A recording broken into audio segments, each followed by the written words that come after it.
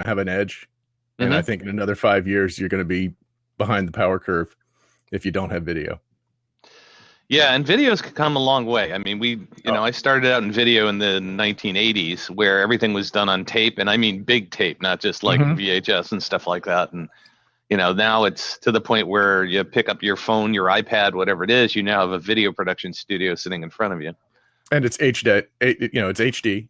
Hmm. It's high definition and great color, Hmm. and you don't have to fuss with corrections and all that stuff. It's just really smart, and does a really good job with whatever lighting you have Hmm. handy. Yeah, it's just remarkable what's happened with video. Now you have so you've done all the PC magazine stuff, writing, all those kind of things over the years, but then you also started venturing off into college kids. Tell Oh, us a little bit about that. sure. So as you might imagine, being a fairly successful freelance writer, writing about sparkly toys all the Hmm. time, Hmm. on more than one occasion, young people came up to me and said, "How do I do what you do?" Right. so, um, so that was so over the years, I've been a mentor to, I don't know, dozens maybe of young people who were starting out and trying to figure out what fit for them. Um, Oddly enough, in in my some of my past lives, I was actually the career education coordinator for a school district in Connecticut, Hmm. responsible for all the career stuff that they did for their kids. So I've actually been involved in that for over 30 years. But a few years ago, I was looking at the problems that a lot of the young people are having out in the workplace. A lot of our recent graduates are struggling. The thing that and part of the one of the main reasons is they just don't have the skill preparation that they need to succeed in the Right. workplace.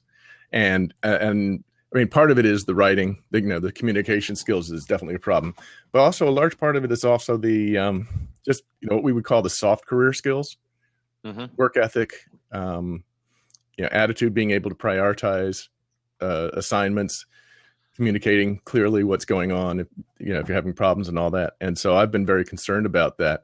But here's a perfect example of what one example why these young people are having trouble.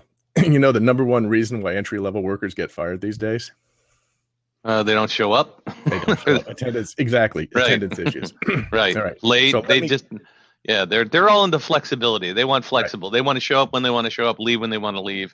Yep. They don't And they don't so want the restraints of an 8 to 5 job where they have to sit at a chair. so what's the one thing that colleges teach kids that doesn't matter? You don't have to show up to class. You just Exactly. Yeah, you don't have to show Exactly. up. You just take the test. As long as you pass the test, you're good. You turn in the assignments, you pass the test, you're good. So why doesn't that work in the working world? They come out and get smacked with it, and nobody told them this stuff was important. Right. And so my mission is I want to work with. Well, I'm doing a bunch of stuff with some colleges already, giving a number of talks to both the students, but also to faculty and administration.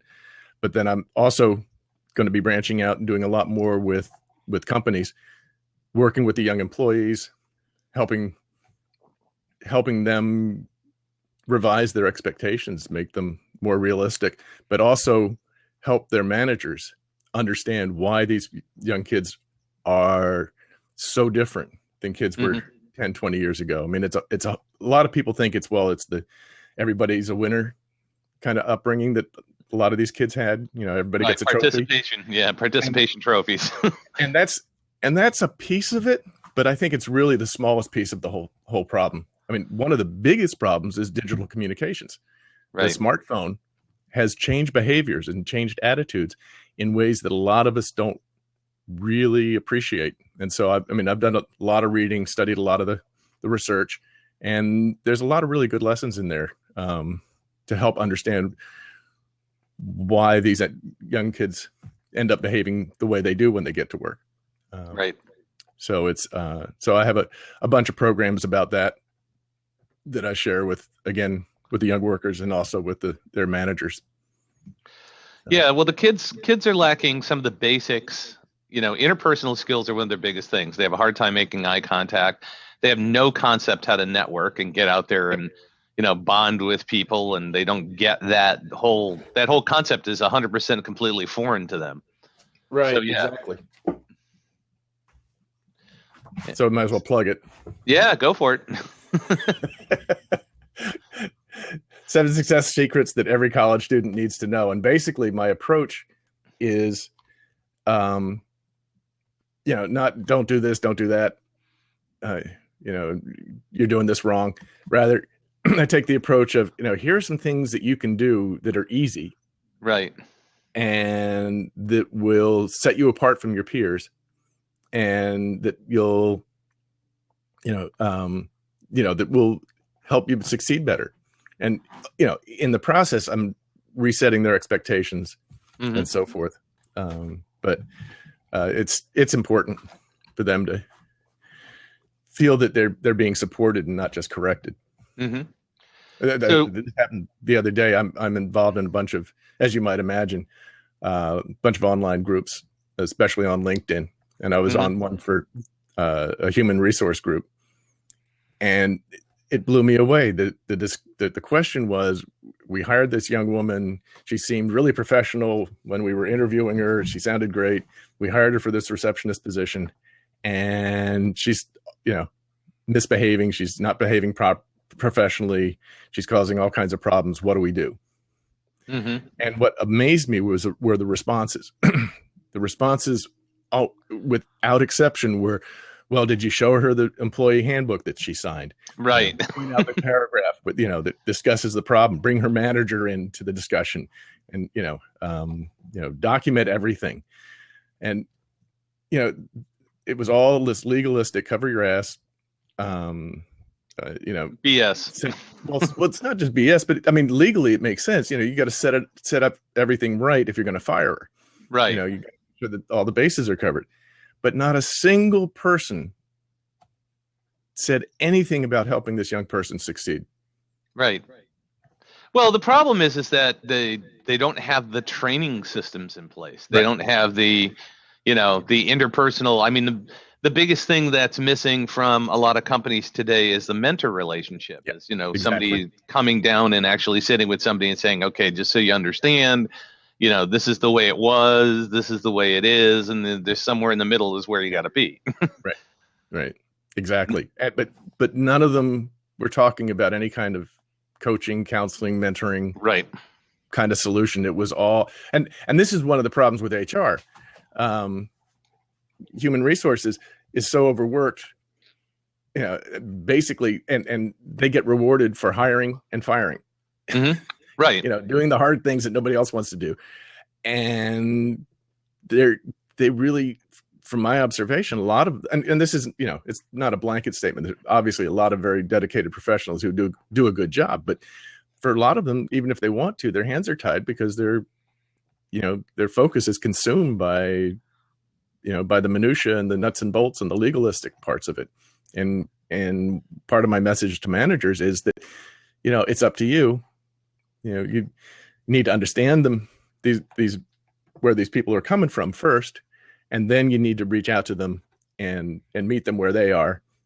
I'm not saying, one of my big things is I don't want people changing corporate culture or the existing social contract that you have with your existing workers, because then you're just asking for trouble. Right. So don't accommodate them, but reach out to them, help them, bring them along and show them that somebody cares about their success. Right. So and I then think that's another big problem with millennials. And again, I think this goes back to, it's not even millennials, it's people coming out of school. They're Gen Z now or something. I'm not exactly sure what they are. I don't use any of those terms. Mm-hmm. Because to me, I describe it in maybe it's the engineer kind of training in me, but I talk about, there's this sliding window of the kids who graduated in the past 5 years or will graduate in the next 5 years. So it's this 10-year window that's moving. Right. And I don't, I think this, Gen that, it really isn't that useful, because after they survive more than 5 years, they're, they've pretty much got the hang of it. Right. But or they're out. I think it's more of the establishment trying to categorize, Right. It's like it's easier if you can label them. Right. It's the 30 somethings versus the 20 somethings, Right. And, I'm a baby boomer. So, I understand, the mentality of the baby boomers when I used to work in corporate America, and I couldn't play well in the sandbox because they did want so much structure and they did have all these 360 reviews and all this other stuff. When you talk to a 20 something or 30 something, if you talk to them and give them constructive criticism, they feel like you're yelling at them. They don't understand criticism in any way, shape, or form. And I think it goes back to that everybody wins, participation trophy stuff. Well, it's partly that, but it's also they're not getting it at the college level. Mm-hmm. I mean, they're really not. I mean, one of the things that just blows me away. All right, so I won't name the university, but a couple years ago, I guess 2 years ago, I put together a career skills boot camp for a university, and it was essentially almost a full day free event for juniors and seniors, and we had a whole bunch come. I had a bunch of recruiters from different corporations, different kinds of companies around the area. We had a great panel discussion about what they're looking for. We did mock interviews, had an expert about resume writing. I did a bunch of stuff about career skills. And at the end of the day, I said, okay, look, we've covered a whole lot of information, right? This is just drinking from a fire hose. There's all kinds of stuff that's come at you. I want you to just focus on one thing that you want to take away from this, one thing that you're going to do in the next 30 days as a result of what you've heard here today. And I passed out postcards. And I said, what I want you to do is address the postcard to yourself, write a message to yourself about the one thing you're going to do in the next 30 days. I'll collect them and I'll mail them back to you in a month. So you can see, have you done what you wanted to do? Now, since they were writing to themselves, I'll give them a pass on the handwriting and the lack of sentences and spelling and all that on the message to themselves. But the part that's hard to give them a pass on, it was not a single one of those postcards could be mailed. Why? They wouldn't have gotten to the recipient. They weren't addressed correctly. Put the address in the wrong place. The address was incomplete. Whatever. I ended up having to readdress and in most cases stick them in an envelope. Wow. and mail it to them. Wow. I mean, it was ridiculous. So, part of the problem is that, they get to senior year in college and their grammar's not getting corrected. Their spelling's not getting corrected. They're getting the pass on that because the professors say, well, they're supposed to have that before they, by the time they get to me, that's not my job. Right. And so it's kicked the can down the road. And the one that really floors me, I mean, over and over, professors, administrators have said to me, oh yeah, we don't do email with the students. They don't respond to email. So we don't use that to communicate with them. Right. And as my niece, who we saw on Saturdays, my niece said to me, what do you mean? Why do they get a choice? When you get out in the business world, you're not going to be able to say, oh, I don't do email. Right. I only text. Right. I only text. You're going to have to know how to do email. Right. How are the colleges doing them a favor by saying, oh no, you don't have to do email because you don't like it. So, I mean, there's plenty of blame to go around. And I mean, it's not just the high school. It's not just the colleges. I'm not sure that I've got this exactly right, but of all the students who entering community college have to take remedial courses in order to be able to take college level courses, which is a big problem. Actually, they don't call them remedial. They call them developmental. But in any case, I think 40% of the students going into community college who need to take at least one remedial course, 40% of them had straight A's in high school. Wow. What's a high school diploma mean if you're not ready to take college level courses? Right. So there's a lot of kicking the can down the road problem here. And to me, every step along the way, people need to step in, say, here's how the world works. Here's what the expectations are. A lot of these kids go in, they don't realize that you don't get a raise for a year, let alone a promotion. Right. It can be a couple years before, 2 or 3 years before you get a promotion. And, they're expecting to come in and, just jump, rungs on the ladder and right. be in the middle is, from the start. So, and they're not stupid. It's just nobody's explained this stuff to them. Right. Well, and then there's a second phenomenon going on, which is the average life expectancy of a job anymore is 3 to 5 years. Yeah, but those numbers are skewed. How are they skewed? Because I'm seeing it with a lot of these the entry level worker, their average tenure now is now down to under 2 years. So it is down to 2. Okay, so it is. Well, that for entry level workers. Right. Okay. And what's happening is they're not moving to get a better job. They're making a lateral move. Right. Basically, lifestyle. They're going from one entry level job to another entry level job. The grass is greener over there, but what they're doing is they're resetting the clock to 0. Mm-hmm. And they'll do this 2 or 3 times.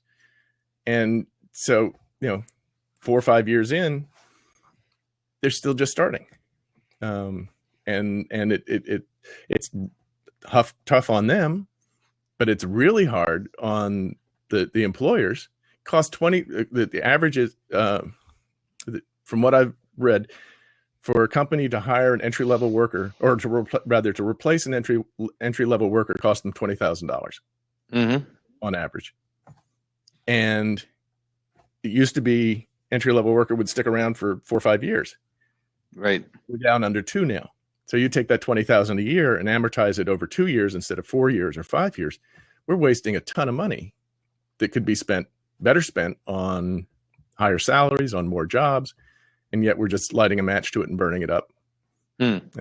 And so many of those kids who leave in less than 2 years, especially the ones who leave in less than a year, many of them aren't leaving for another job at all. They're leaving for no job. Just, going home and living with mom and dad again. Go back home, play video games for a while. Mm-hmm. Yeah, we call them boomerang kids. You throw them out, they keep coming back. Exactly. And there's and that's a real problem. But that's behind a lot of these lower job tenure numbers. Mm-hmm. Now, part of it also is there are kids who end up working at Starbucks or the local diner or whatever because they can't find something else, and that's a stopgap, and there'll be a short term on that. But this other, again, they're behaving differently than they did 10, 20 years ago. And it's costing businesses a lot of money, and it's stunning their professional growth. I have one group that I was working with, and fully 50% of their entire workforce is eligible for retirement in the next 3 years. Really? Yeah. So where's the leadership going to come from if all their entry level people are churning at every 2 years? Who's going to learn how things are done? Who's going to stick around and know enough to be able to, to manage a small piece of it? Mm-hmm. That corporate memory is going to get lost. And so that's a huge cost for companies. So, what kind of company is that? This one is it was very interesting. It's sort of a quasi-governmental organization that has runs all kinds of buildings and services, and have everything from food service workers to construction, the big variety, and plants spread over a large portion of the state. Wow. Yeah, it's interesting. I mean, the whole workforce is I mean, it's a new environment. I don't think a lot of people understand it. And then, throwing things like Zappos where they completely remove your traditional management side of things, and and some of the Yeah. startups are like that too. I mean, Yep. when you get a lot of these Silicon Valley style tech companies, I mean, they're bucking the trend of having, managerial platforms and stuff like Yep. that. And I'm fine with those as experiments. The no limit to vacation, just get all your work done. We don't care how much time you take off, all that stuff. To me, that's, first of all, it's experimental. And I think we're going to find that it may not work as well as some of these people envision. But the other thing, for a small, lean startup, you can, it could well work. And especially if you're made up almost entirely of young people who are willing to put in all sorts of extra effort and, make stuff happen. But this comes back to the thing I was saying before, you can't just do that all of a sudden with General Motors. Right. I mean, they've already got hundreds of thousands of employees who already have, this expectation of, what work is going to be and what's going to be expected of them, and, what vacations they get. And, and you have this social contract with them already. And you can't just blow that up. I mean, you can, but I don't think that's a good strategy. Yeah, and plus there you got labor unions, which is a whole nother layer, on top of it. At least for now. Right. Correct. Yeah, it's crazy. So yeah. I mean, yeah, that I think that could swing organized labor, back into a stronger position. But still, that kind of disruption is just going to blow productivity out of the water. Right.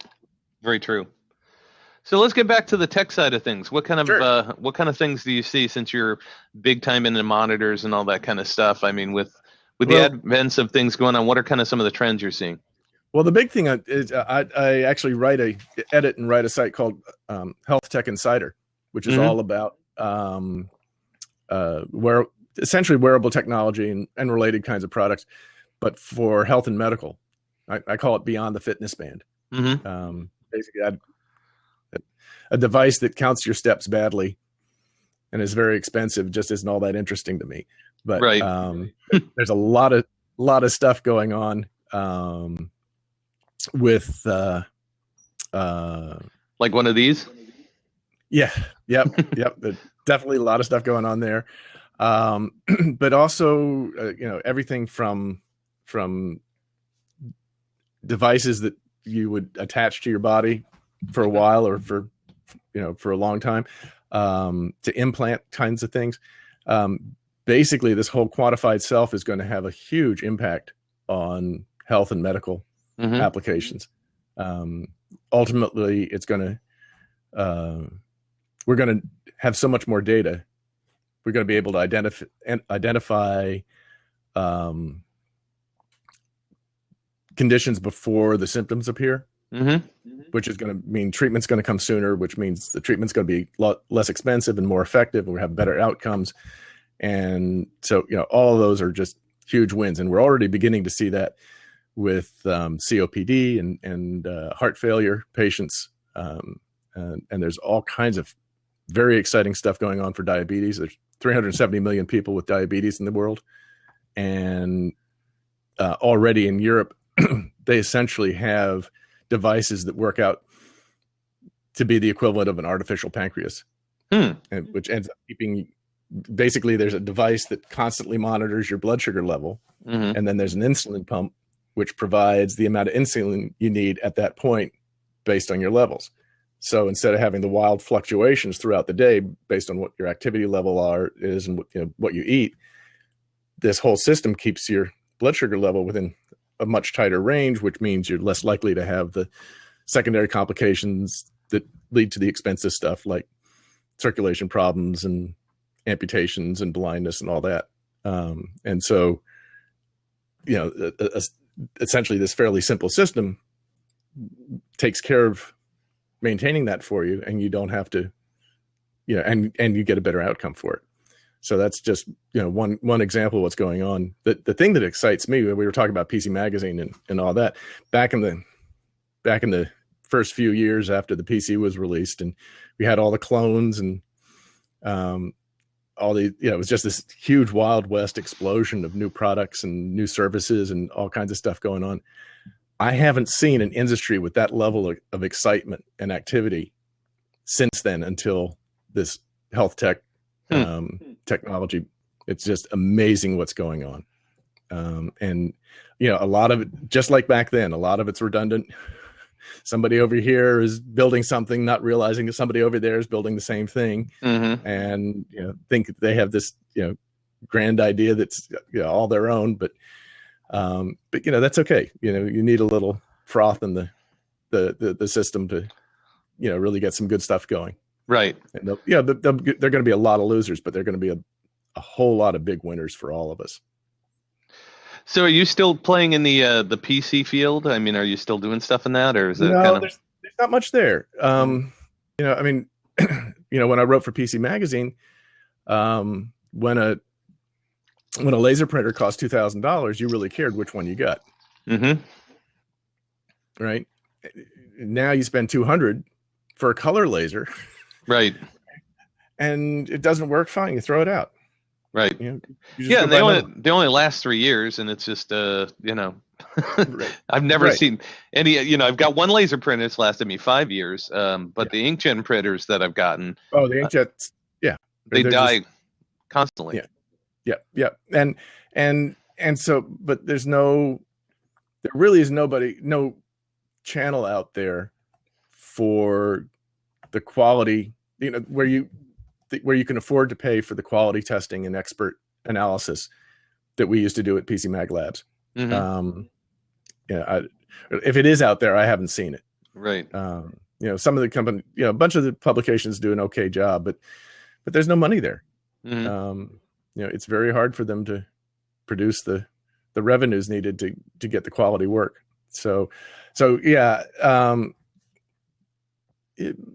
Again, the prices of these things have fallen so low that, and the features have also gone flat.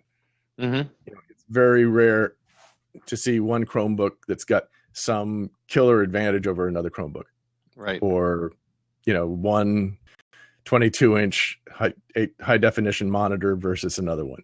I may be able to see a difference in it, but the average user probably is going to be perfectly happy with either one.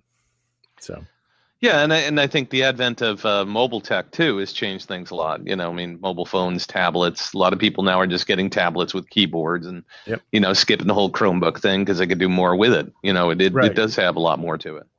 Sure, but again, which tablet do you buy doesn't really matter. I mean, there's religious issues in terms of operating systems. Right. I like the way you put that. But don't mess with my Jesus and don't mess with my Mac, Exactly. And that's, and I get that, but is there something inherently better is Windows better than Android or Android better than Mac? I'd be hard pressed to tell you that, one has a technology advantage over the other that's significant, especially to the average end user. Right. And that's the key, is the average. Right. Because they use like 1% of what it does. Just like when, Word, it's like it's a word processor. That's it. They don't use all the other stuff. Right. I use much more of that. Yeah, I know. Then I wrote a book I co-authored a book about Word for Microsoft Press. So I know more about what goes on in there than I should. Yep. And then what about your writing career? Are you still doing a lot more writing, or is that just your self-publishing books? Mostly the writing is to support the speaking, and the speaking to support the writing. I mean, I'm still doing this wearable health tech thing, and I have some occasional assignments. Wrote a book recently. Well, I'm in the process of writing a book for a client who has a marketing firm that's looking for a book to support that. But for the most part, the books that I have written or I'm going to write are going to support the topics that I talk about in my professional speaking career. And what about some of these other technologies like podcasting, Blab, Periscope, Facebook Live? Yeah, I haven't caught the bug yet for the live interactive video stuff. I mean, I get it, but I'm still stuck about 10 years back with webinars and video conferencing. I know how to make those work. But one of my big shifts at the beginning of this year, one of my big planning shifts was to focus a lot more on webinars. Doing a lot more free and paid kind of webinars about topics that are of interest to me. I'm especially doing a bunch for those in the speaking and coaching segment. Got a number of projects that I'm working on there. So you're doing webinars teaching people how to speak and coach, or what? Well, it's more business support. So, for example, one of the programs I'm going to be doing soon, again, I'm going to be repeating it. It should be, look at the calendar. It should be about next 2 or 3 weeks. I'll be doing it. But basically, one of the things I've learned as a professional speaker is it's very frustrating and not very productive to sit by the phone waiting for the meeting planner to call you to hire you. Right. Yes. Right. You send out all these applications and all these proposals, and sometimes you never even hear anything back. I know. And I don't know about you, but for me, I like a little more control in my life. I'm drive my wife crazy about how uncertain my life is, but at least my professional life. But I'd like to be able to make the bell ring more reliably.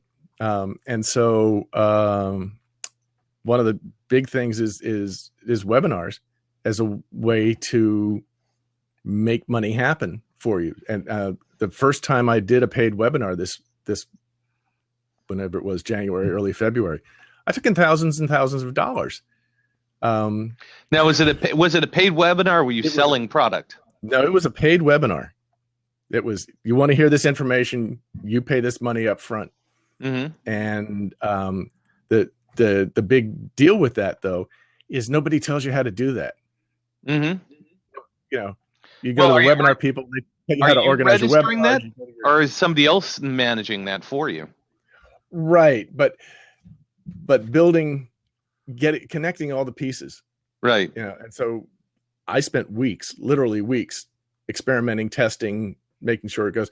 I'll use lead pages for the landing pages, the front end, to get people to sign up. I use Webinar Jam for the webinar platform. I use iContact right now for my email service. I use Samcart for my shopping cart, which I really love because I can make it look like all my other pages.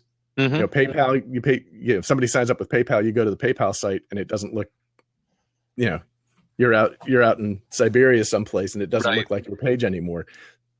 Samcart lets me keep everything looking like my page, and it links to PayPal, it links to Stripe very easily.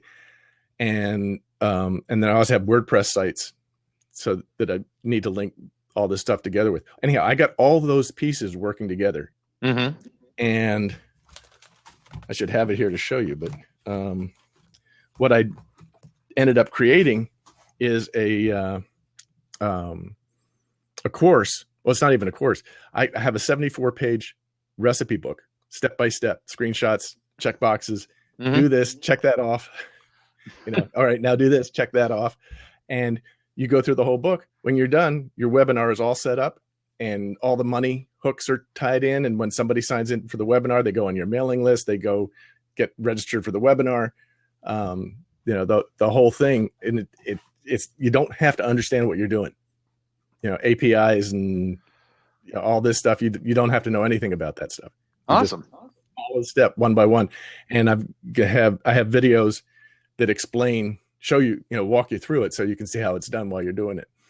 So anyhow, that's one of that I'm going to be doing a free webinar that will end up, as a way to sell that. Right. But in as a complete course. I'm giving away the whole flow chart to show you exactly how the information flows start to finish. And again, I've done the training with the different services. I've done training courses by gurus and advisors, and I've done. Nobody told me. Nowhere could I find anybody who explained exactly how to do this. So I'm giving away the flow chart, and people like that, they can buy the course. Right. And exactly. So that'll be in a couple of weeks. But the beauty of webinars is that I'm in control. I can make it rain. Right. I can decide when I'm going to do that.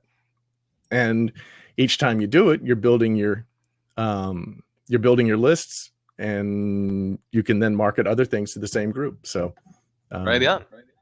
Yeah. So that's a big focus for me this year. And again, it all comes back to explaining things to people. Right.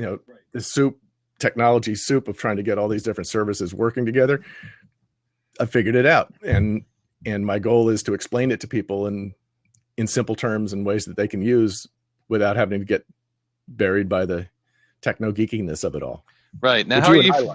Right. Oh, I love that stuff. Now, how are you finding people to get on your list to come see these webinars? Are you doing paid advertising? You just doing? Yeah. Well, the first time I did it was pretty much just put it out there. Fortunately, I've got really good reach on social media.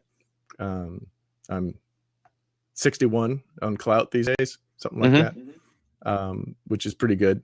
And so I just put it out there, bunch of posts saying it, letting people know it was out there.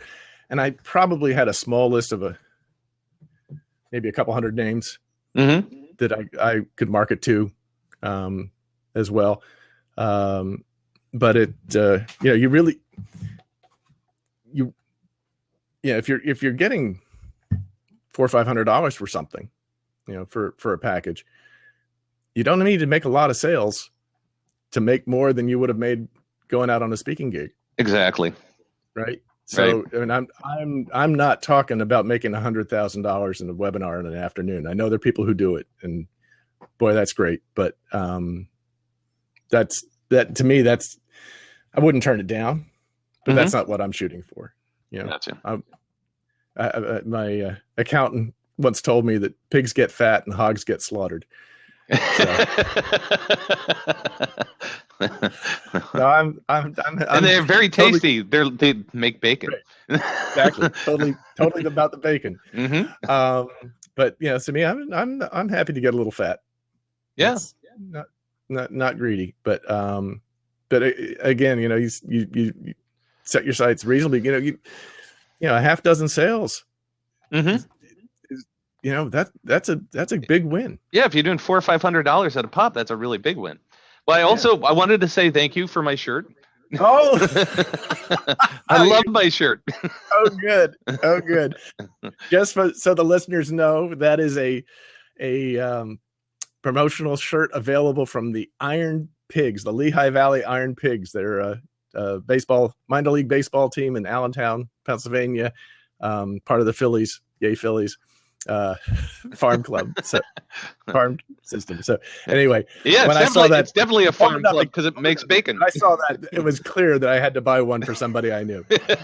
Well, I love getting packages like that in the mail. That's awesome. So you can be expecting a package too. This is coming to you here very soon. Oh, excellent. Yeah. So you're very welcome. No, thank you. Well, I just wanted to return the favor. It's so hard to get this thing to show up where you can actually read the damn title but you can see the bacon. Yeah, but bacon. This is the latest book called The Bacon. This is the new one, right? Yep. Excellent. I'm so excited by that. Thank you. Yeah. So let me ask you, are you self-publishing? Yes.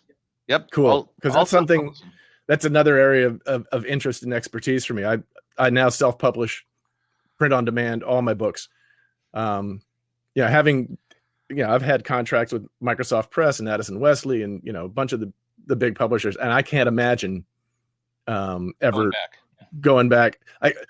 I would be, there's a number. Yeah. There's clearly a number that would get me to do it. but it's just, I just know that since my last name's not King, that's not going to happen. Right. As in So, Stephen? but I actually now also publish for a select few. I also do print on demand publishing for some other speakers. Mm-hmm. So it's a great way to do it. Oh, it is. You don't end up with. I've had the garage full of books, mm-hmm. And half of which ended up going to the recyclers. Now, right. I still made money on it, but right. there's no sense in doing that these days. Well, in the first book I put out, which was 2013 now, so it's 3 years ago, Mm-hmm. that cost me $5,000 to put that book together. Yeah. So when you self-publish, just so people know, you make an average of, I mean, if I sell a book in person, I can make as much as $10.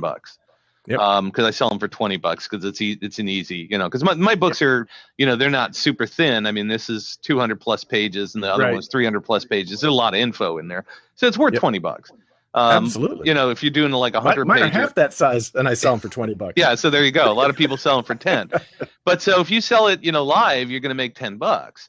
Yep. But if you do a publishing deal, I mean, you only get $1 a book if you're lucky. If you're lucky, and that's you get $1 a book 6 months or 9 months after it's sold, right? And they hold back money in case there are returns. Right. Exactly. In Nashville, I don't know. You know the saying in Nashville? No. He shipped platinum but returned gold. Yes. Right. So same thing holds true in publishing. I've had publishers hold on to thousands and thousands of dollars of my money mm-hmm. for 5 or 6 years for a book that wasn't selling anymore, mm-hmm. just to cover the possible returns. Oh yeah. Yeah. And then so the thing with this is, I mean, I can print, normally I'll print 60 or 100 at a time, yep. And I just, like this week, I just did a speech and sold out. I mean, I sold, so I got to order more, I can order as many as I want whenever I want them. The other thing you could do from there too, is you can have them drop shipped if you want to. Yep. Do that all the time. Yeah. It's, I generally don't do that because I sign them. So I got to, but here's the beauty. And this is something I've done for a bunch of my speakers, including myself. You've got a gig coming up. Mm-hmm. You know where it's going to be. You're going to need books. Yep. So rather than have them ship them to you and then try to figure out how to get them on the plane, right, and all that, just order a box of however many you think you might need, have them shipped to the hotel. It's exactly what I do. I do it all the time. I mean, and it saves you so much hassle, mm-hmm. And shipping expense, and it's just great. One of my authors ended up doing a tour in Australia, and I was able to print the books in Australia. Oh, wow. Yeah. That's awesome. So he, saved him hundreds and hundreds of dollars just in shipping. Yeah, exactly. Yeah, because I shipped one book to Australia for somebody who interviewed me last week, and actually the interview's up now. And it was like $22 to ship that book. Yeah. Just one book. One book. I couldn't imagine shipping, a whole box, because they're heavy, man. It's like when they come in, it's like really heavy. So it's amazing. And, ship them by air is expensive, and if you ship them by sea, well, you should have thought of it last year. Right, exactly. Yeah, so it's amazing. The print on demand stuff is awesome. I love it. Yeah. And here's the beauty of it too, is that, as you write a book, I mean, we're all imperfect. Occasionally there's going to be, you may find a typo or a grammar thing that happens, or, technology changes so fast that my first book, I've actually revised it 3 times because some of the stuff that I've mentioned in there has gone away.